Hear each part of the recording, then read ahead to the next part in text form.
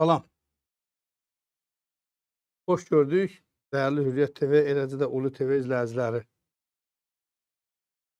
Hər kəsi salamlayıram, hər kəsə xoş yayım arzulayıram. Studiyada mən Vüqar Tofiqoğlu.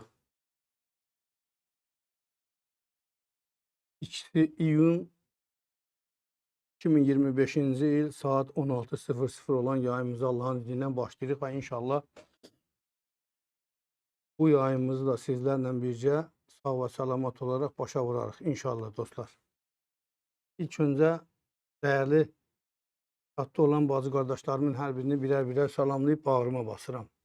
Və xoş yayımazı. Eləcə də bundan sonra qoşulacaq dostlarıma və ilk çağırışımı eləyirəm. Mənim dəyərlilərim, yayıma girən hər kəs ilk növbədə bəyənmə işarəsini vursun. Çox vacib məsələlərdən biridir. Bəyənmə işarəsi mütləqdir. Həm də paylaşım. Paylaşım isə kim hansı sosial şəbəkədə varsa o şəbəkə üzərindən paylaşsın. Yəni TikTokdadsa TikTokdan paylaşsın. Telegramdadsa Telegramdan paylaşsın. Facebookdadsa Facebookdan. Adnaklasnikdadır Adnaklasnikdən. Fərq edəməz. Harada var oradan paylaşsın. Kimlər ki bu sosial şəbəkələrdə yoxdur, yaşlı nəslin nümayəndələridir. Qapalı. Bunlar WhatsApp üzərindən rahat şəkildə nə edə bilərlər dostlar? Paylaşa bilərlər. Deməli, Elnur, bu tərəfim qaranlıqdır mənim. Bu biraz gətir bu tərəfə işığı. Mənim sol tərəfim qaranlıq çürünür.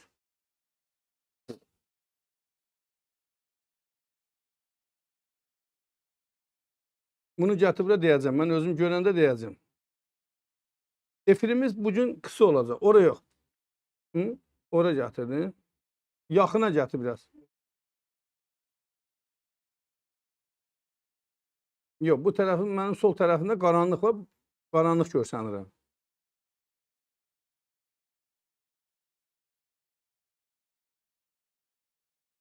Yox, zaten bu tərəf işıqlanmalıdır, Elnur.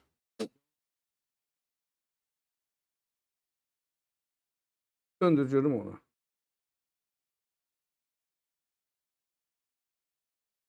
Yox, söndürsən də düzəldənmədin. Bu gəlməlidir bu tərəfə. Mənim bu hissəmə vurmalıdır. Sən qabağa qoyursan, ona görsən, biraz böyle, bu tərəfə gətir. Nəysə, dostlar. Yayımız qısa olacaqdır. Təxminən 45 dəqiqə, 50 dəqiqə civarında olacaqdır. Bir qazimiz var. Həmin qazimizi mən efirə qoşacağım, onu danışdıracağım.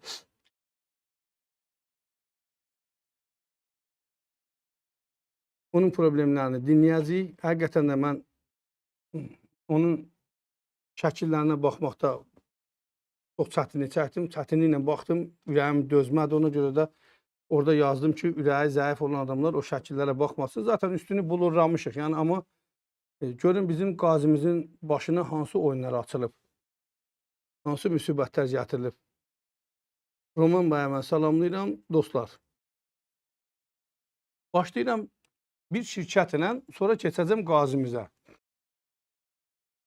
Deməli, keçmiş Azərsu Qorxmaz Hüseynov rəhbərliyi. Deməli, bu Qorxmaz Hüseynov vaxtında bir türk onunla tanış olur. Mən bunların tarixçəsini sabahki verilişimdə danışacağım. Bugün qıssadır deyən danışa bilmirəm. Necə tanış olublar, hansı işləri görüblər və bugün nə baş verir? Və bugün o türk necə oldu ki, ayaq açdı, Qorxmaz Hüseynovla indiki Zaur nə evdir? Zaur Mikailova. Yəni Azərsu indi adını dəyişib də su ehtiyatları nə bir uzundurma bir ad qoyublar. Melorasiya ilə Azərsuyu birləşdirdilər, belə bir yeni bir nazirlik yaratdılar.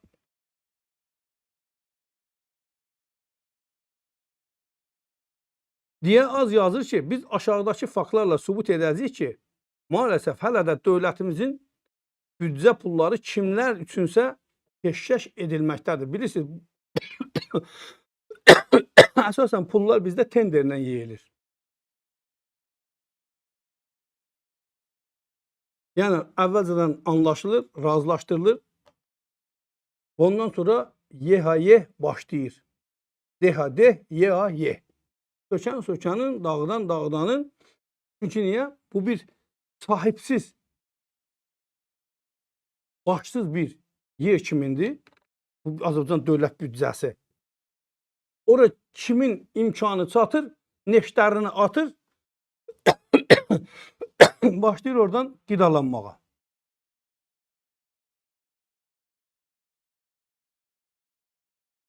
Sahət yazır ki, hələ də bəzi işbaz məmurlar var ki, dünənə qədər büdcəmizi sümürən dələduzları dövlət büdcəsinə şərik qoşurlar. Maalesef bu faktdır və bu faktlardan birini dövlət bu ehtiyatları agentliyində baş verməkdə olan tender korrupsiyasını təqdim edəcəyik.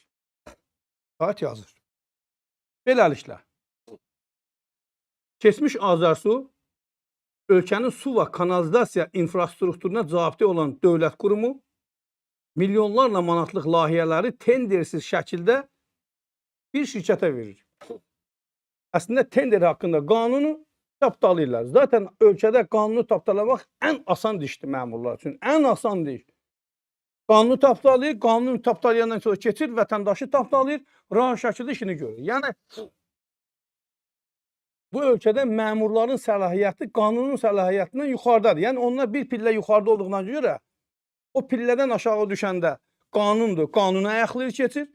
Qanundan da düşəndə aşağı bir pillə aşağıda Azərbaycan vətəndaşdır, vətəndaşı da tapdalayır, keçir. Ona görə hətta görsən ki, məmuru qorxudursan ki, gedib səndən şikayət edəcəm, deyək, kimə şikayət etsən elə. Mən bundan ağır ifadə bilmirəm. Bundan ağır ifadə mən bilmirəm.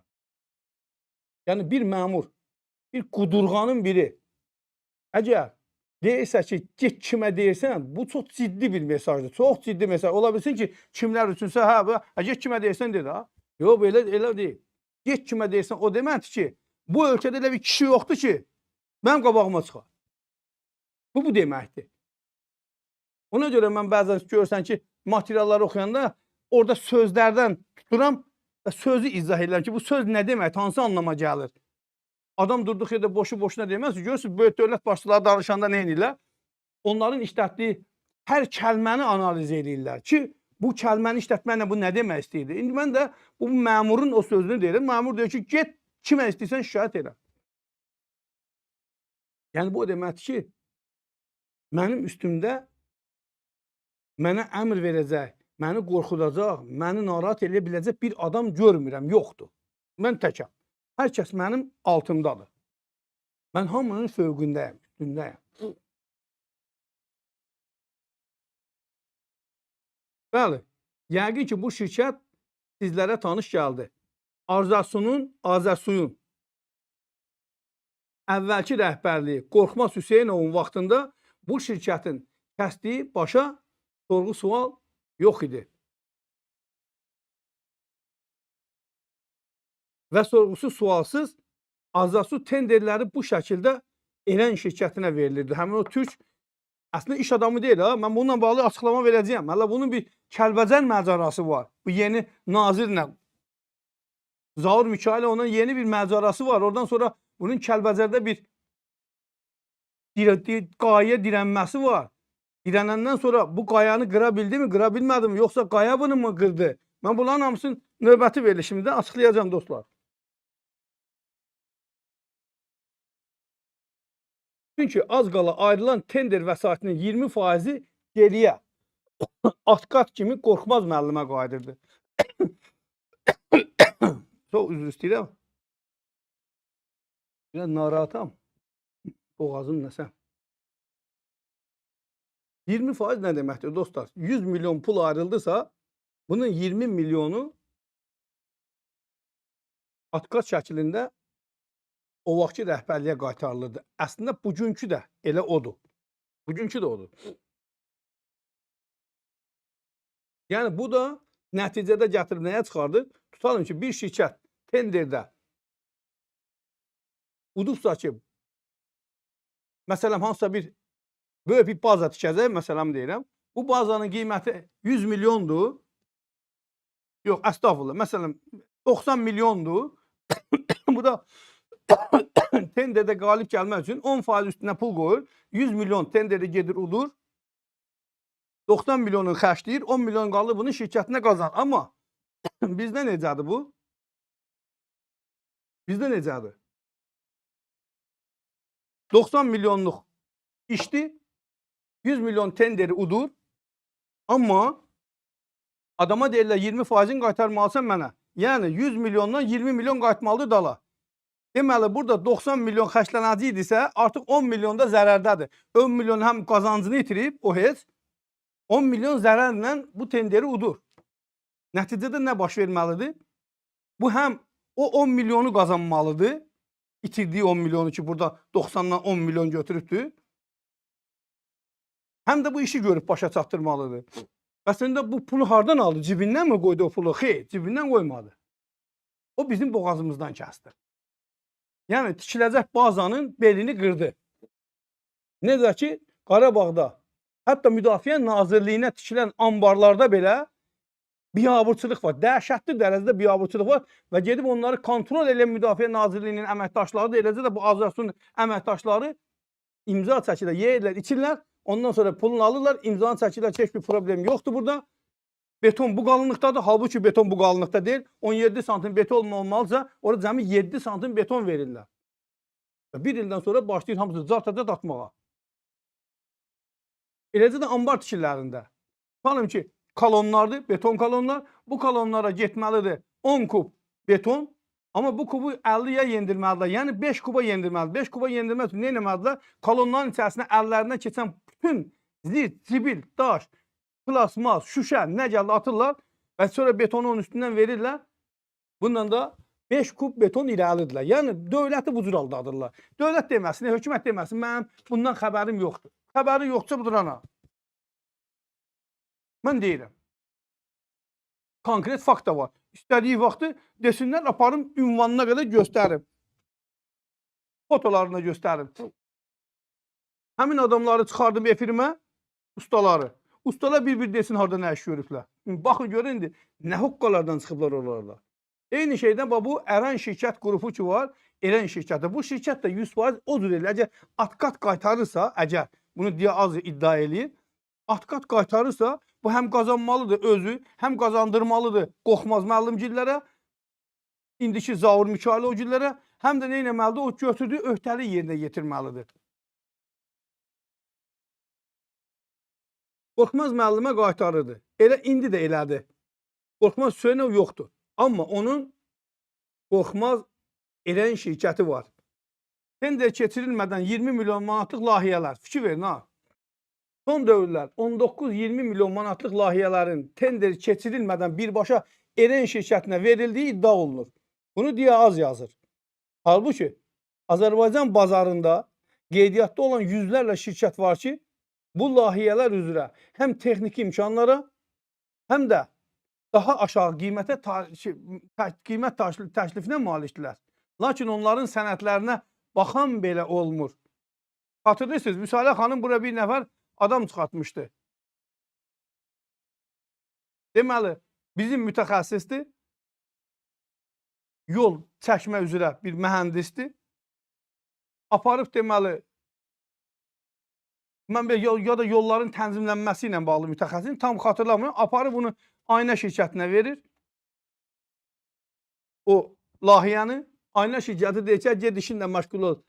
Sən Azərbaycanlısan, sən layiyyən bizim nəyimizdən, sənin başında nə var ki, sən də hazırladığın layiyyədə nə olar? Ondan sonra bu adam gedir, həmin layiyyəni xarici şirkətlərə təqdim edir. Xarici şirkətlər bizimkinin layiyyəsini gətirib Aynaya təqdim edir və Ayna nə edir dostlar? Məhdəl qalır, baxır şeyə, layihyə. Deyir, nə möhtəşəm layihyə, bunu hardan alıb, deyir, sizinki çəkib. Adamı çıxartmışdıq biz burada efirə. Biz bu gündəyik. Çünki niyə? Vəzifəyə oturdulanların heç birini qabiliyyətinə, istedadına, savadına görə yox, kiminsə adamı olmağına və ya kiminsə saxlaması olmasına görə oturduruq. Yəni bizim üçün maraqlı deyil, o vəzifəni aparacaq, aparmayacaq. Əsas odur ki, yeyə bilir, yeyə bilir. Pulu tanıyır, tanıyır. Saya bilir, saya bilir. Sayanmasa da tərəziyə qoyub çəkə bilir, çəkir. Yoxsa bir ton sənin, bir ton mənim. Puldur da nədir ki burada?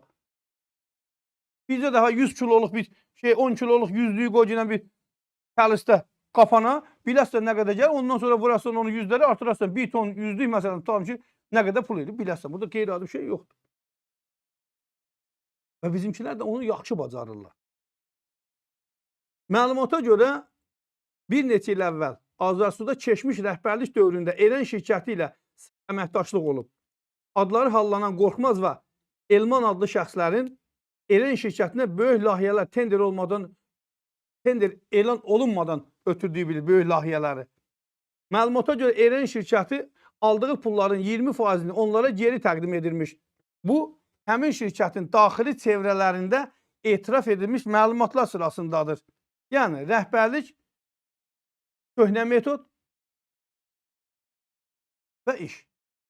Yenilənmiş rəhbərliklə yollar axtaran Eren şirkəti son 2 ildə yenidən sistemə Qorxmazdan sonra inteqrasiya olunmağı bacarır və bu dəfə də nəticə dəyişmir. Yenə də böyük layihələr yenidən Erenə verilir. Çünki niyə? Daxildə özümüzünki deyil. Əslində Qarabağda işləyən şirkətlərin böyük əksəriyyətinə Türk şirkətləri rəhbərlik edir. Bu Erdoğandan gələn sevgi ilə bağlı deyil ha. Ayaq da Türkiyə olan sevgi ilə bağlı deyil ha. Bu yad olduqlarına görədir. Həm Türk adı hallanır, heç kəs onlara heç nə deyə bilmir. Çünki hamı elə bilir, bəlkə burada işləyənlərin hamısı Erdoğanın şirkətləridir. Hansı ki, Erdoğan bunların böyük əksəriyyətindən xəbəri yoxdur. Niyə xəbəri yoxdur? O da deyim sizə, seçkilərdə Erdoğan deməli, Erdoğanın partiyası Azərbaycanda səfirlikdə keçən seçkilərdə 2-ci ya 3-cü yerə çıxdı. 1-ci yerə kim çıxdı? HDP, PKK-çılar. Bu ölkədə, Azərbaycanda səfirlikdə, mən hətta səfirliyə sorğu da verdim, hətta Türkiyə dəfələrlə sorğu da göndərdim ki, o Xarici İşlər Nazirliyinə, qardaş, necə olur ki, Azərbaycanda olan Türk şirkətləri sənin hökumətinə yox, PKK-ya əsas verir. HDP-yə əsas. Bu necə ola bilər? Yəni, bura gətirilən şirkətlər Erdoğanın şirkətidir adı altında gətirilir, o addan istifadə edilir, maskirovka və nə edirlər nəticədə? Nəticədə həmin şirkətləri yerləşdirirlər bura və onlarla rahat şəkildə işləyə bilirlər. Heç bir problem də görmürlər burada.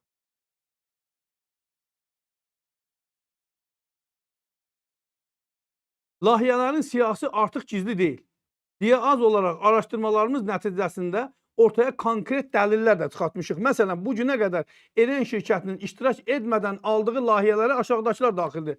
Zığ Hövsan kanalizasiya kollektoru, Muşviqabad hövzəsi üzrə gətirici kollektor, mikrotunel, quyular, Xankəndi kollektoru, Tərtər Sol Sahil kanalı, Kəlbəzər infrastruktur layihəsi və digərləri. Bu layihələrin əksəriyyəti 50-100 milyon manat arasında dəyərə malikdir. 50-100 milyon dostlar. Sual açıq qalır. Eren kimdir və niyə axı ona verilir? Əslində qanun tapdalanır. Eren şirkətinin rəhbəri Eren Mollaoğlu bugün Azərbaycanda tender sistemi ilə öz dilində danışmağı bacaran biri kimi tanınır. Tender olmadan layihə almaq, istədiyi işi götürmək, rəqibləri kənarlaşmaq onun üçün artıq çətin deyil. Bu vəziyyət yalnız yerli sahibkarların hüququnu pozmur. Eyni zamanda xalqın büdcəsini qeyri-şəffaf şəkildə istifadəsinə də yol açır. Hesabatlıq və şəffaflıq hardadır? Azərsu və digər dövlət qurumları üçün bu sual təkcə hüquqi deyil, həm də mənəvi məsuliyyətdir. Niyə tenderlər real keçirilmir? Niyə hər dəfə eyni şirkət qalib olur? Niyə yerli şirkətlər rəqabətdən kənarlaşdırılır? Və ən əsası, bu işlərdən kim qazanır? Xalq mı, yoxsa şəxsi maraqlar mı? Və nəhayət, bu yazı bir iddia deyil, görünənlərin və eşidilənlərin səsidir. Bu ölkədə ədalətli tender sistemi qurulmayınca ictimai vəsait yalnız seçilmişlərin sərvətinə çevriləcəkdir. Bu da son deyil. Bizi deyil, Sait izləyin. Eren Mollaoğlu'nun öz dilindən etirafları təqdim edir deyə Sait yazır. Mən burada bu Kəlbəzəri görəndən sonra, dostlar, Kəlbəzər infrastruktur layihəsini bir balaca Kəlbəcər ərazisində olan dostlarıma əl atdım. Qardaş, mənə bu məsələdə bir kömək eləyin. Çox gözəl faktlar verdilər mənə. İndi Allah qoysa sabah ya da birisi günkü verilişimdə bu Eren şirkətinin Kəlbəcərdə hansı qayaya rast gəlməsi, qayadan hansı təklifləri alması və nəticə. Bunları mən açıqlayacağam. Bir mənalı şəkildə sayt yazırsa və bütün qəzetlər, saytlar bu şirkət haqqında yazırsa ki, bu şirkət rəqabətsiz şəkildə tenderlə udur. Əgər orada da bir rəqabət yoxdursa, 100% atqat var. Bunun alternativ variantı yoxdur. Çünki sən dövlət qanunlarını tapdalıysansa, deməli sənin şəxsi maraqların girir dövrüyə.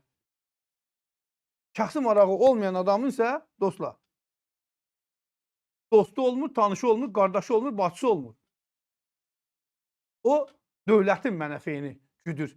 Və nəticədə nə edir? Tender elan eləyir. Ondan sonra hər kəsi çağırır, yığır ora. Kim daha çox yaxşı təklif verir, həmin şirkətlə də anlaşırlar.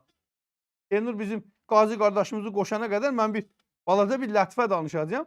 Bir nəfər bir şadlıq səlahiyyəti itirmək istəyir. Tender elan eləyir. 3 şirkət gəlir. Alman şirkəti, Çin şirkəti, Azərbaycanlı şirkəti.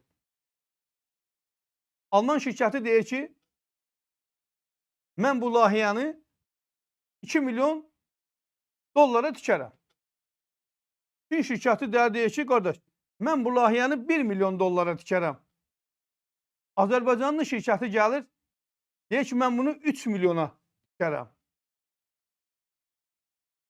Layihənin rəhbəri soruşur Azərbaycandan, deyir, qardaş, nətər ola bilər? Alman 2 milyona, Çin 1 milyona, sən 3 milyona. Deyir, sən quzu kəsim, sən tenderdə məni qalib elən elə, qalanı sənlik deyil. Mən 1 milyonu verəcəm Çinliyə, o tikəcək. Yerdə qaldım 2 milyon. Biri sənin, biri də mənim. Bax, bugün Azərbaycanda tenderlərin böyük əksəriyyəti bu prinsiplə deməli qazanılır. Müdafiə Nazirliyinin bu həbs olunanlarından da görsəndi ki, tenderlər necə udulur. Yəni artıq kör gördü. İndi hüquq mühafizə orqanları bunu görmək istəmir. Korrupsiya qarşı mübarizə idarəsi bunlara təpilmirsə, hesablama palatası girib bunları yoxlamırsa, bunu indi biz neyilə? Günah bizdə deyil ki. Biz məcburuq bu şeylərin hamısını açıqlayaq ki, bu gün də olmasa, yarın heç olmasa bu faktlar bir sübut dəlil kimi qalsın ki, gələcəkdə bunların üzərinə cinayət işi qaldırılıb, dövlətdən mənimsədiyi pulları heç olmasa alıb dövlətə qaytara bilsinlər. Əgər onlar da öz ciblərinə qoymaq niyyətinə düşməsələr. Qoşdunmu?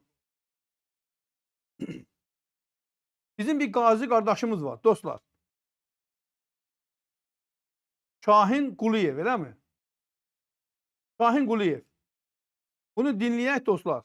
Ondan sonra vaxtım olsa, əlavə mən bəzi şeyləri sizin diqqətinizə çatdıracağım. Vüqar bəy, getdikcə vəziyyət daha da gərginləşəcək. Ölkədə sabitlik olması üçün gərək nə o? Volkswagen, Range Rover, Toyota, Prado, Lexus, Bentley maşınlarını, iPhone, telefon, cürbəcür geyimləri, kafe, barlar bağlansın. Armiya Turan yazır.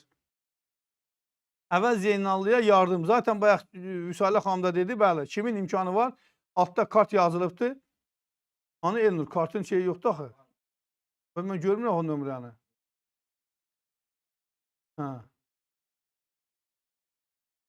Mənim onda internetim zəifdir, görmürəm.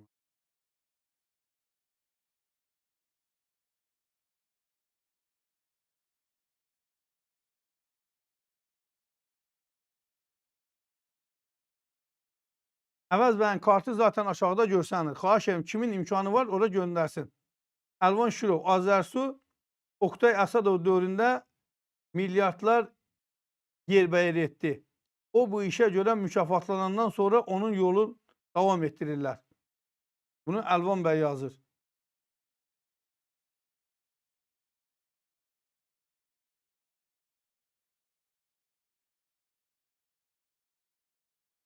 Elman bəy yazır ki, Gülnaz xanım eyni vaxtda Hürriyyət TV-də daim olaraq salamlaşan adamların eyni vaxtda Hürriyyətdən çıxması məndə şübhə oyadır. Məqsədi bilirsinizmi? Bilmədim, başa düşmədim. Niyə uzaqlaşmalıdır bizim daimi izləyicilərimiz? Ola bilər bizim efirimizi bəyənməsinlər. Mən burada bir qeyri-adi şey görmürəm. Ola bilər bizi bəyənməsinlər və keçsinlər tamam başqa bir kanalda məskunlaşsınlar.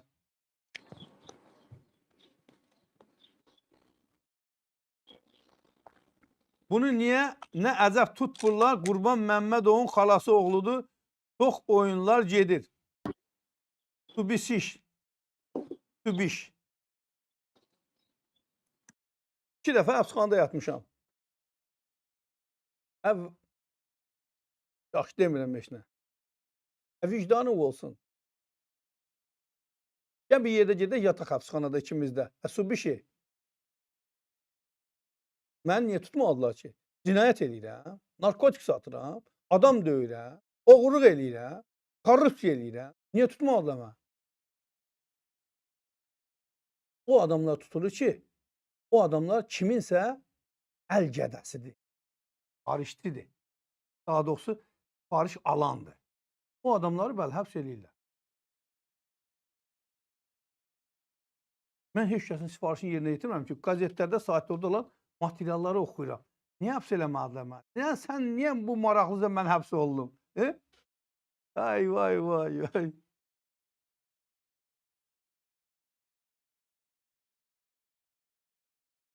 Azay Quliyev, Azərbaycanda iş adamları hakimiyyətin razılığı ilə iş görür, bəli. Və korrupsiya faktlarını üzə çıxardığınıza görə Vüqar müəllim, Allah sizdən razı olsun. Görürsünüz, deyirlər ki, Vüqar bəy həbs olunmalıdır. Özdə onu da düz demir ha. Qurban Məmmədovun xalası oğludur. Bari ölüb utanıb bir yerə girmir. Heç olmasa bari dəqiqləşdirmir ki, biz nə qohumuq.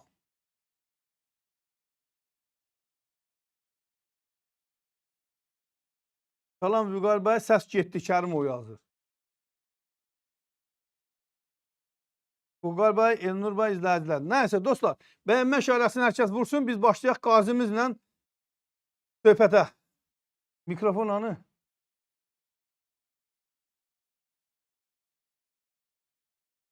Eşidəməyəcəm də, rahat eşitməyəcəm. Eşitməyəcəm.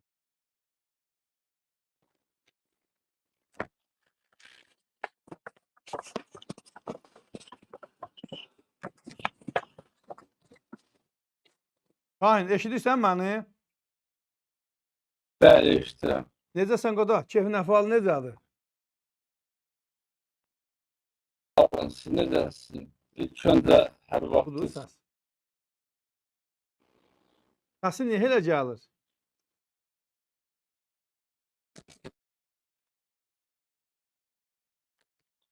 İki dəfə tutulanda narkotik satmışdın ki, Bakunet adlarını da yazmırlar. Bir adını yazın deyim.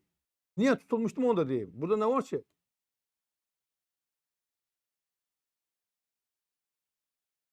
Əlvan bəy deyib, pulu ödədim, tek özümdədir.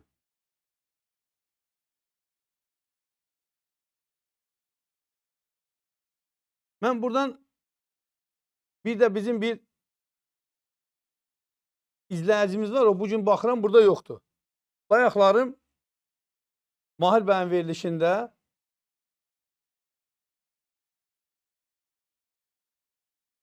deməli, ümumi borçluların adına söyür. Mən görmədim, sonra mənə zəng elədi ki, Vüqar bəy,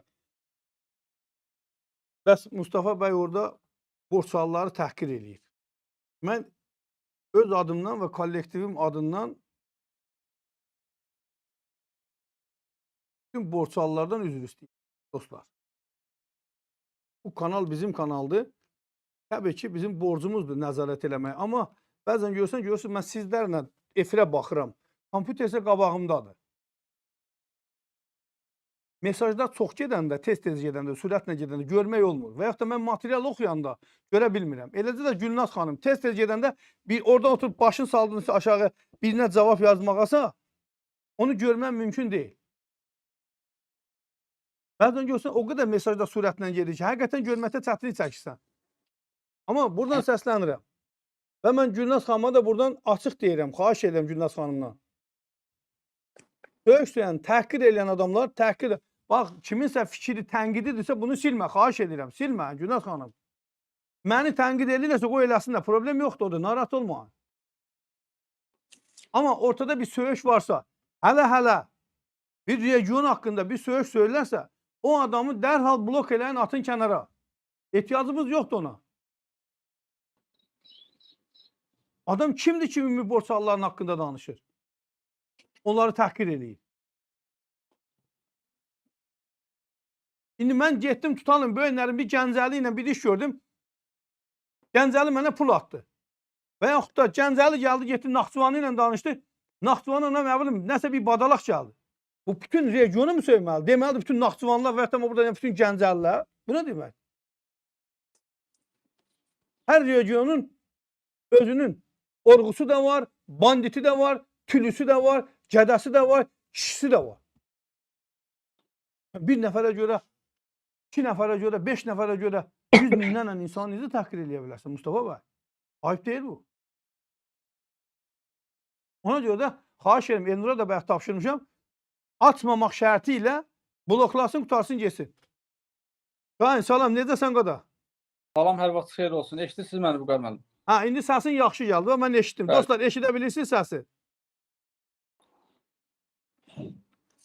Əvvəla salam, hər vaxtınız xeyir olsun Vüqar müəllim. Məni efirə qoşduğunuz üçün çox sağ olun. Təşəkkürümü bildirirəm sizə. Buyur, quzu kəsərəm. Özünü təqdim elə. Nə vaxt döyüşə gedibsən, necə yaralanıbsan və niyə Bəli. sənin başında papaq var bu dəqiqə hal-hazırda? Spartini papaq qoysan, idman papağı. Mən istəyirəm ki, bizim tamaşaçılar onu yanlış anlamasınlar. Elə fikirləşməsinlər Bəli. ki, bu o papağı bir moda görə, dəbə görə qoyub ayaqdansın. İndi onu mən o şəkillərin müəyyən hissəsini sizə göstərəcəm. Buyur, söz səndədir. Mən Quliyev Şahin Famiq oğlu. 44 günlük Vətən müharibəsinin 2-ci qrup qazisiyəm. İxtisasım yaşadığım Füzuli rayonunun en sahil hərbi hissəsində tankçı, mexanik sürücü olubdur. Füzuli rayonunun bir çox kəndində iştirak eləmişəm. 2020-ci ilin oktyabr ayında mən tərəfindən atılan ateş nəticəsində Tankçı olubsan, eləmi? Aktiv döyüşlərdə iştirak edibsən da? Bəli, bəli. Hansı ərazidə olubsan? Bəli, mexanik sürücü. Mexanik sürücü tankda, eləmi? Füzuli. Füzuli ərazisində. Bəli. Bunun səsi niyə belə getdi yenə? Şəkili vaxtında qoy səsi şey eləməsin, səsə müayinəsi törətməsin da. Eşidirsiniz? Bir dəqiqə gözlə. Hə, oldu. Bəyənmə işarəsini vuraq dostlar.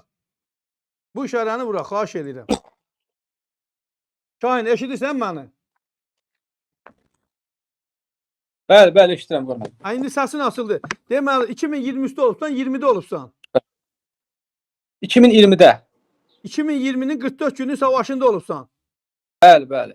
Füzuli rayonunda. Bəli. Müddətdən artıq. Hə, sən Həqiqi maxi hərbi olubsan, xidmət eləmi? Bəli, bəli. Müddətdən artıq hərbi qulluqçu olmuşam. Tankçı, mexanik sürücü. Tankçı, mexanik sürücü. Bəli. Aha. Oktyabrın 20-si yaralanmışam. 4 ay Azərbaycanda Necə olub xəstəxanada. yaralanmışsan? Birinci oradan de, necə oldu yaralandın? Tankı fagotla vurublar. Mən Tank yanmışam. İçində Bəli. ola siz. Neçə nəfər Bəli, vardı bəli. tankın içində? 3 heyət olur, bəli, 3 heyət. Şəhid olan oldu mu, yoxsa hamımız yandınız elə içəridə? Xeyr, xeyr. Necə, Yandıq. nə xeyir? Şəhid olan olmadı, hamımız yandıq. Hamınız yandınız. Bəli, bəli. Mən çox yanmışam, Vüqar müəllim. Mənim yanımdan vurublar. Fagotla vurublar. Aha, yan tərəfindən vurublar, eləmi? Bəli, bəli. O içəridə od yarandı, yoxsa tank qızdı, dəmir yandırdı sizə? Necə? Mən o izah eləmənə xahiş edirəm. Od yarandı içəridə Vüqar müəllim. Onun məndə video görüntüsü də var. Sonradan çəkib göndəriblər. Mən xəstəxanada olduğum vaxt. Od yarandı içəridən. Oradan mən tez çıxa bildim. Bir neçə saniyə gec çıxsam, orada tankın öz mərmiləri olur içərisində. O partlayır. Elə mən o sualı verəcəydim. Ona görə sual verəcəydim ki, içəridə mərmilər olur. Ona görə sənə bu sualı verdim ki, od içəridə oldu, yoxsa çöldən istili idi sizi yandıran? Xeyr, içəridə idi. Mən tez çıxdım, sonra mərmilər partladı içəridə. Bəs o birisi 2 uşaq necə oldu? Onlar da Vüqar müəllim, yəni ən çox mən yanmışam, onlar da yanıb da. Bildim, üçünüz də eyni vaxtda çıxdınız, sonra partladı tank. Bəli. Bir neçə saniyədə 30 saniyə belə bəlkə də çəkdi, partladı 20 saniyə. Aha. Məni apardılar Vüqar müəllim. Azərbaycanda 4 ay xəstəxanada qalmışam, bir çox xəstəxanada qalmışam, amma bilmirəm hansılardır. Əsasən hansı nahiyələrin yanıb? Başım, qulaqlarım mənim, yəni kökündən yoxdur da qulaqlarım. Əllərim Qulaqlar təmiz yanıb. Başın Təmiz, arxa hissəsi təmiz. tam yanıb. Şəkilləri qoyanmadın? İndi göstərə bilərəm burada mən Vüqar müəllim. Yoxsa yox. Papağı elə belə bir daha çıxardıb qoya bilərsən. Bu bir tərəfidir hələ. Bax göstərmə ha. Bağırsağım çöldə olubdu. Sən qarnını göstərdin. Əllərim yanıbdı. Əllərin yanıbdı. Bağırsağım çöldə olubdu. 4 dəfə, 5 dəfə, bəlkə də nə bilim 6 dəfə olub, 20 dəfə olub bağırsaq əməliyyatı olmuşam. 4 ay Azərbaycanda qalmışam. Vəziyyətim ağır olduğu üçün göndəriblər Türkiyə Respublikasına. 8 ayda Türkiyədə qalmışam. 8 ayda Türkiyədə. Bəli. 2021-ci ilin oktyabrın 14-ü Türkiyədə məni göndərdilər ki, biraz bədənin zəifdir. Get 3-5 ay sonra təzədən qaytarıb gətirik. Əməliyyatların çox qalıb onları eləmək üçün. Dəri köçürdürdülər yoxsa nə edirdilər? Bəli, dəri köçürdüblər, əllərim yanıbdı, bağırsağım çöldə olub, bir neçə ay çöldə qalıb bağırsağım, sonra qaytarıblar yerinə. Yəni altdan üzr istəyirəm, yançaqların yanıb da belə çıxış eləmi? Bəli. İndi göstərə bilmirəm də Vüqar müəllim indi. Ehtiyac yoxdur. Zaten deyəndə hər kəs anlayır söhbət nədən gedir. Bəli. Vüqar müəllim, 2021-ci ilin oktyabrın 14-ü qayıtmışam. 3-5 ay burada qalmaq şərti ilə ki, get sonra qaytar. Dayan, gözlə. Əməliyyatlarım var. Gözlə, danışma, gözlə. Təstdə problem yarandı. Olsun. Danış. Türkiyədən gələndən sonra Vüqar müəllim 3 ay, 4 ay keçdi, Yaşad fonduna müraciət elədim. Ki, bəs oradan məni qaytardılar ki, get 3 ay, 5 ay sonra təzədən qaytaraq. Yaşad fondu dedi ki, büdcəmizdə pul yoxdur. Sonra da O dedi kimdir? ki, O kimdir? Rəşad Nəyev? Yaşad fondu. Yaşad fondu. Mən də elə bilirəm desən Rəşad fondu. Yaşad fondu. Bəli, müraciət elədim ki, yəni mən Türkiyəyə getməliyəm, ya Azərbaycanda olsun, mənim qulaqlarım yoxdur sıfırdan. Bunu bərpa eləmək lazımdır. Bağırsağım yanıbdır, məni incidir. Bağırsağım işləmir mənim çox vaxtı. Bildim, indi bu Dedilər bax, ki- məsələn, indi bağırsağı deyə bilmirəm, amma məsələn bu qulaqları necə şey eləməlidirlər, əməliyyat eləməlidirlər? Yeni qulağı hardan alıb qoymalıdırlar? Belə bir şey mümkündürmü qoymaq? Orada iki variant olur Vüqar müəllim. Bir plastik olur. Orada həkimlər demişdi, mən eşitmişdim. Bir plastik olur, bir də insanın qabırğasından götürüb nəsə düzəldirlər. Belə qığırtdaq deyirlər, nə deyirlər. Qabırğadan qığırdaq götürüb qulaq düzəldə bilirlər, eləmi? Bəli, türk həkimlər dedi. Həmən o sonra qalır insanın bədənində harasa yerləşdirirlər. Biraz orada inkişaf edəndən sonra götürüb qoyurlar yerinə qulağa. Ay vay, indi eşitdim, onu indi eşitdim. Bəs bağırsağı necə eləyirlər? Bağırsağımı dəfələrlə kəsib götürüblər. Yəni uzun nə gödəldiblər də belə deyim. Yoğun Nəsə, bağırsağı qarabağ- gödəldiblər. Bəli, işləmir. İndi bağırsağım mənim çox vaxt işləmir. Bəs onu nə etməlidirlər? Bunu da bir nəsə buna da bir müalicəmi deyim, bir əməliyyat mı deyim? Yox, varmı Bir də bunun şişir var. müalicəsi, əməliyyatı? Yəni o Bəli. Hamısı Vardı da mən yəni. orada olanda həkimlər dedi ki, gedirsən 3 aydan 4 aydan sonra qalan şeylərin sənin advad dedilər ki, bunlardır. Get 3 aydan 4 aydan sonra qayıdıb gəlirsən, bunları hamısını əməliyyat edirik. Aha. İstanbulda olmuşam. Hə. Xəstəxana. Sonra müraciət etdim. Vüqar müəllim dedilər fondda pul yoxdur və sənin ora Səs niyə getdi qayıtmaqla yenə? bağlı belə bir məlumat verməyiblər. Dayan görüm, dayan. Səs yenə getdi Şahin. O, Bir dəqiqə gözlə qoy, internetdə görünür nəsə problem yaranır. Bir də danış görüm, səs gəldi.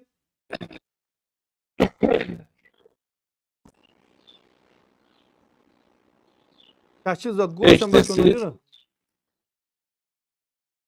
Eşidirsən məni? Mən o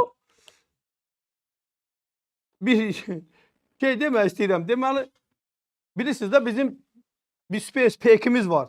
Göndərmişik göyə. O pek nə işinə məşğuldur bilmirəm, amma mən dəqiqləşdirdim. Uşaqlardan soruşam, bu pek niyə bizə internet zad vermir? Mən heç kəs cavab verməm. Amma sonra mən dəqiqləşdim. Uşaq vaxtı bizim bir Peykinlə bağlı öyrəndiyimiz bir şeir vardı. Uçdu göylərə bizim Peykimiz. Söylədi yerə bip bip bip. Təsəvvür edin ki, bizim Peykimiz göydə bizə internet vermə əvəzinə bizə bip bip bip deyir. Yəni buradan bura heç utanıb xəcalət çəkmirlər də ki, Azərbaycan televiziyalarına da bu cür canlı yayım adamlar qoşulur. Televiziyada mütəxəssislər danışır. Heç birinin səsi yoxdur. Bərbad vəziyyətdə. Eyni şey bizdə də var. Niyə? Monopoliya var ölkədə. İnternet monopoliyası var. Bu zəhrimar monopoliyanı yığışdırmalıdırlar ki, cəmaatın canı qutarsın qardaş. 2 dənə, 3 dənə şirkət gəlsin, girsin bura. Baxım görüm hələ, gör internetin sürəti necə olacaqdır. Həm Ukraynanı dağıdırlar. Dünyanın az qalıb bir nömrəli interneti oradadır. Eşidirsən məni Şahin? Mən eşidirəm Vüqar müəllim. Siz Ha, eşidirsiniz buyur. məni. İndi danış. Açıldı. Elə müraciət elədim Vüqar müəllim. Dedilər büdcədə pul yoxdur və Yaşad fondu dedi. Sizin ora qayıtmağınızla ya əməliyyatınızla hansısa bir müalicə ilə bağlı bir məlumat yoxdur. Hara getdim dedilər sponsor lazımdır. Mən bilmirəm ki, mən müğənniyəm yoxsa hansısa bir mənə nə sponsor lazımdır ki? Mən vətənim üçün, dövlətim üçün canımı qoymuşam. Sənə İndi də- sponsor lazımdır. Bəli, mən vətənim üçün canımı qoymuşam. Borcumu yerinə yetirmişəm. İndi də vətənimin borcudur ki, məni sağaltsın. Tam haqlısan. Bəli. Mən yaşadığımız Füzuli rayon icra başçısına da getdim, müraciət elədim ki, başçıya. Zəng eləsin, lazım yerlərə desin ki, bəs Sən hansı rayondansan? Onu niyə yazmırsan altına? Füzuli rayonu. Füzuli də ha, Füzuli də. Füzuli, bəli. Ha. Müraciət elədim icra başçısına ki, dərdimi dedim də. Yalan vədlər verdi, həll eləyərik, narahat olmaz. Sonra tezdən getdim, məni qəbul eləmədi. İcra başçısı. Yenə səs getdi. Bəli, Allah alıyım. Səs yenə getdi. Eşidirsiniz məni? Ses gelir.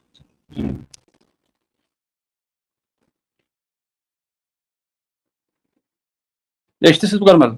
Ha, indi açıldı. İşte Buyur, cavabda buyur. da- Açıldı. Səs getmişdi. Buyur. Hə, Vüqar müəllim. Bəli, bəli. Çox İcra o tərəf, başçımız bu yalan tərəfə vədlər getmə. verdi, Çox yola saldı. hərəkət eləmə. Ki o telefon tərpənib Bəli. eləməsin. Görünür əlunla qoluna hərəkət eləyəndə Oldu. o internetin dalğalarına təsir eləyirsən. Oldu. İcra başçımız sonradan getdim yanına məni qəbul eləmədi. Mən Türkiyədən gələndə icra başçımız bir dəfə gəlibdi. Görmüşəm. Bizim qapıya gəlibdi icra başçımız. Çünki burada rayonda ən ağır qazilərdən mən olmuşam. Təkilişlə gəlibdi. Reklama gəlmişdi də icra başçımız. Çünki məni qəbul eləmirdi ilk vəziyyətdə. Mən də fikirləşirəm ki, yəqin ki 2020-ci ildə onlara o bəzi harınlamış məmurlara güllə atmışam mən. Başqa Buyur, nə bizim ola bilər? vaxtımız azdır. Mənim cəmi 10 dəqiqə vaxtım qalır. Mənim məhkəməm var, məhkəməyə getməliyəm. Ona görə Bildim. qısa eləyək. Bəli. İndi Vüqar müəllim, hara müraciət edirəm, baxılmır bu işlə. Mən müraciətim cənab prezidentədir. Cənab prezident xahiş edirəm, bu işlə özü maraqlansın. Mən neyiniyim? Mən ölkədən çıxım, başqa ölkəyə gedim, orada məni sağaltsınlar. Mən bilmirəm neyiniyəm. Valla, vətənim üçün canımı qoymuşam. Borcumu yerinə yetirmişəm. Amma vətənim öz borcunu yerinə yetirib məni bugün Axı gündə mən sağaltmır. burada Şahin bir şey soruşum səndən. Bax bizim burada bəzi veteranlarla bağlı Yaşad fonduna elədiyimiz müraciətlər var. Və müraciətlərimizdə Yaşad fondu bir cavab verir ki, biz o adama pul ayıra bilmərik ona görə ki, bax ona görə ki, o adamın bir əlilliyi yoxdur. Mənim əlilliyim var, bildim. İkinci dərəcə. Sən ikinci qrup Bəli. əlil eləmi? Bəli, ikinci qrup, bəli. İndi Yaşad fondu axı başqa heç bir şey deyə bilməz. Əgər sənin əlilliyin də varsa, həm də müharibə Bəli. veteranısansa, müharibə əlillisənsə, sənə Əliliyəm, birbaşa o bəli. pulu ayırmalıdır. Onların hesabında təxminən bu dəqiqə mən milyona qədər, bildiyimə qədər 3 milyondan yuxarı pulları var.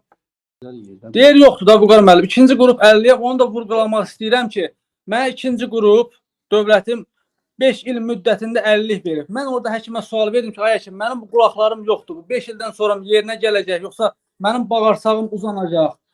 Nə olacaqdı 5 ildən sonra? Həkim dinmədi. Dedi vallahi nə bilim, sonra da dinmədi həkim. 5 illik ikinci qrup 50 verib mənə.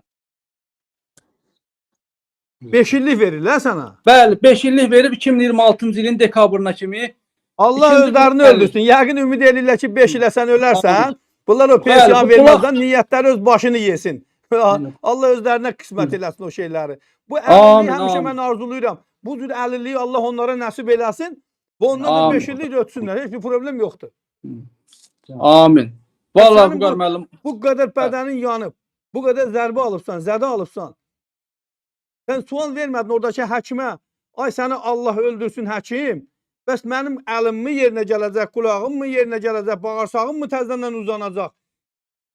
vallahi Nə Vüqar olacaqdır müəllim, ki, sən 5 illik verirsən bunu? Vüqar müəllim, mənim imkanım olsa, mən də biraz hörmət eləsəm, mənim də qrupumu düzgün verərdilər. Yəni onlar mənim qrupumu düzgün vermədi.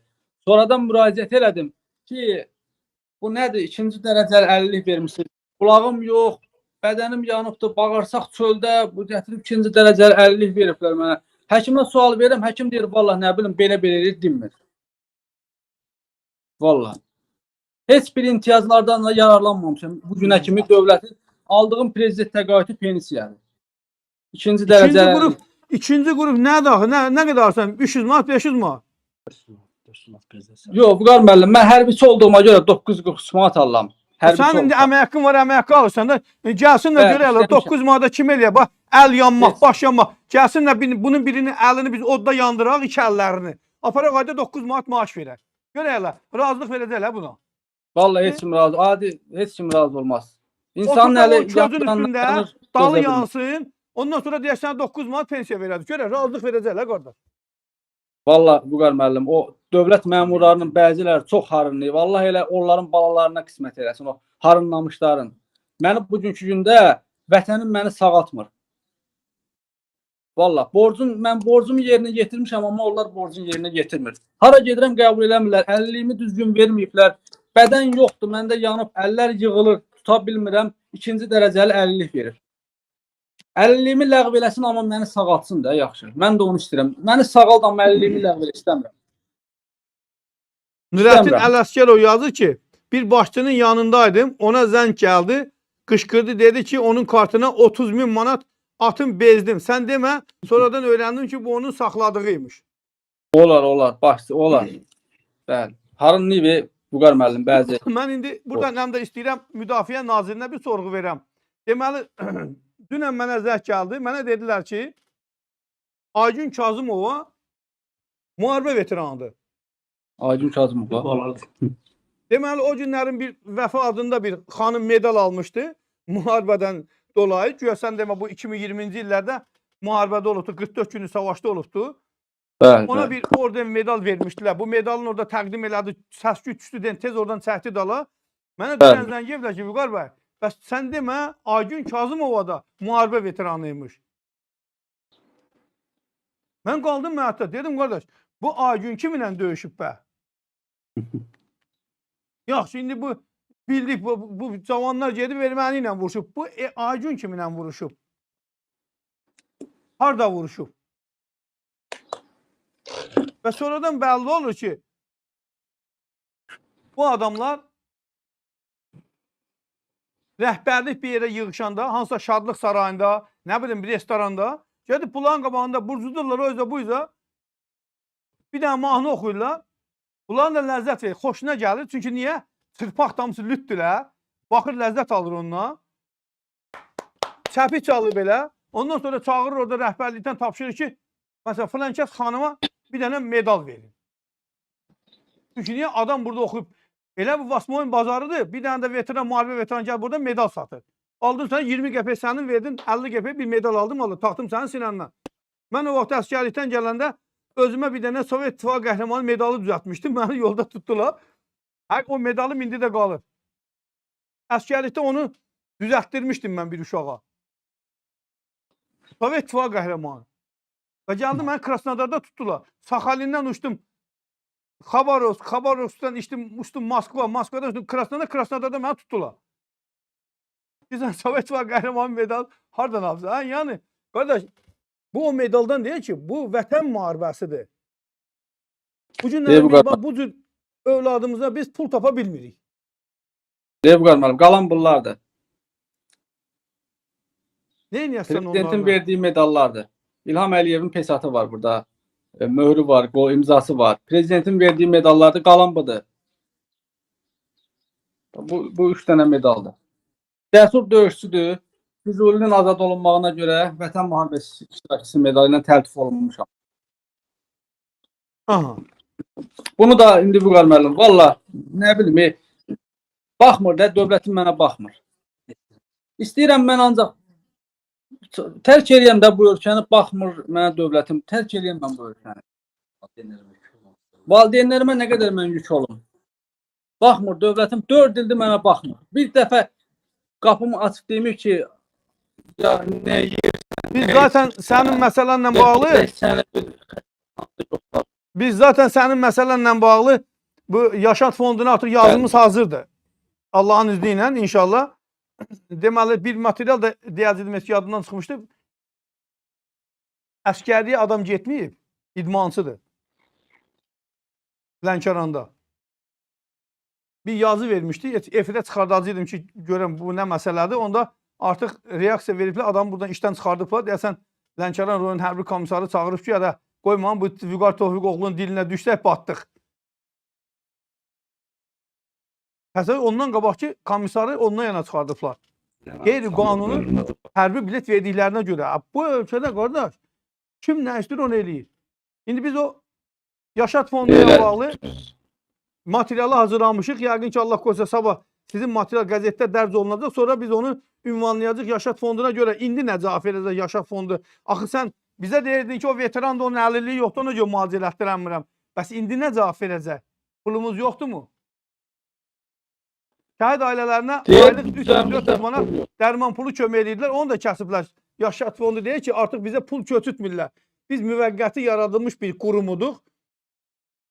Yarandıq pısı yatıtmaqdan yana. Köpüyü yatıtdıq və salam. İndi rahatlamışıq. Oturmuşuq 3 milyon hesabımızda pul var. Ən azından qardaş 3 milyonun var sənin Yaşat fondu. O 3 milyon gələn faizi ilə heç olmasa bu cavanlar aparın müalicə elə. Bu sənin üçün, mənim üçün gedib döyüşür. Evlisən, yoxsa subaysan? Aileliyim, Vüqar müəllim. Ailəlisən eləmi? Bəli, gələcəyin əskərim böyüdürəm. Nə deyir? Eşidə bilmirəm ki. Hə, bir oğlum var, eləmi? Bəli, bir övladım var, gələcəyin əskərim böyüdürəm, Vüqar müəllim.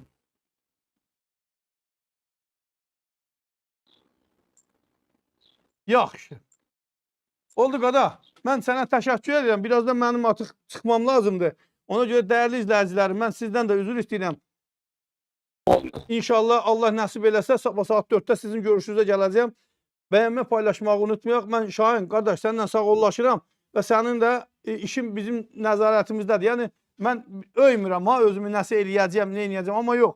Hər halda mən bu gün qısa oldu. Biz nəticəni biz Yaşat fonduna alandan sonra mən səninlə bağlı bir də həm də efirdən müraciət eləyəcəm iş adamlarına. Əgər özünü bu ölkədə iş adamı hesab eləyən varsa. Yəni bizim hökumətimizin pulu yoxdur. Hökumətimiz kasıbdır. Neftimiz yox, qazımız yox, qızılımız yox, ağ qızılımız yox, qara qızılımız yox. Bir kasıb bir ölkə. Bizim nəyimiz var ki? Anamız öz. Heç olmasa iş adamlarına müraciət eləyərik. İş adamları bəlkə bizim Şahin qardaşımıza yardımcı olarlar. Əlvan bəy yazdı ki, Vüqar bəyə də müharibə iştirakçı düşür. O məmurlarla müharibədədir. Əlvan bəy, mən müharibədə olmuşam. Amma veteranlıq alanmamışam. Çünki könüllü getdiyimə görə mənim daimlə, mən böyük daim rəhmətli şəhid Əbdül bəyin batalyonunda vuruşmuşuq kiçik daimlə. 2 dayı bir bacoğlu. Daim ağır yaralanından sonra biz 92-də çıxmışıq döyüş bölgəsindən. Mənə dedilər ki, sizə veteranlıq düşmüş, çünki siz könüllü gedibsiniz. Sizi zorla bir avtobusa mindirib aparsaydıq, onda sizə bir orden medal verərdik. Və yaxud da veteranlıq verərdik. Siz könüllü getdiyinizə görə sizə düşmür, mən dedim, düşmür, düşməsin. Mən döyüşə zaten könüllü getmişəm. Tərəfimi, namusumu, vətənimi qorumaq üçün getmişəm. Mən sənə 80 manatdan getməmişəm ki, o 80 manat zaten yara sağaldan deyil. Hər kəs Allah qarşısında öz öhdəliyini yerinə yetirməlidir. Mən də qarşısında yox. Hökumətin verdiyi 80 manatla nə bir adam kişi olar, nə varlanar, nə də nakişi olar. Ona görə də mən belə şeyin üstünə çox getmirəm. Başım bıraxdım, getdi. Nəysə dostlar, sağollaşıram. Allah var eləsin deyirəm. İnşallah efirimizdə də xeyli adam vardı. Üzürlü saçsınlar hər bir şəxs. Mənim məhkəməm var. Mən bir nəfəri inzibati məhkəmədə deməm, Nizam rayon məhkəməsində xüsusi ittiham qaydasında məni təhqir elədiyinə görə bir dəfə yox ha, dəfələrlə davamlı şəkildə təhqir elədiyinə görə məhkəməyə vermişəm. 2-3 nəfərik biz. Çox maraqlı bir şeylər baş verəcək, onu da açıqlayacağam. Hakimin biri işi icraata götürmür ki, söyüşlər təhqir sayılmır. Mən indi həmin hakimin, Ramiz Mehtiyevin qardaşı oğludur Nizami rayon məhkəməsində. Mən həmin hakimin qərarını götürəndən sonra o söyüşləri burada efirdən o hakimin özünə söyləyəcəyəm. Çünki hakimin qərarı var ki, bu söyüşlər təhqir sayılmır. O qərara uyğun olaraq mən də hakimi söyləyəcəyəm. Görüm hələ hakim məni məhkəməyə verə biləcək, yoxsa yox. İndi gedirəm o bir şeyə görə hələ. Mənim məhkəməm başlı görək nə olacaqdır. Nəysə, dostlar, bəyənməni paylaşmağı unutmayaq. Allah sizlərə, bizlərə nəsib eləyərsə inşallah sabah saat 16:00-da sizlərin görüşünə gələcəyəm. Sağ olun, sağlıqla qalın, Allah'a emanet olun.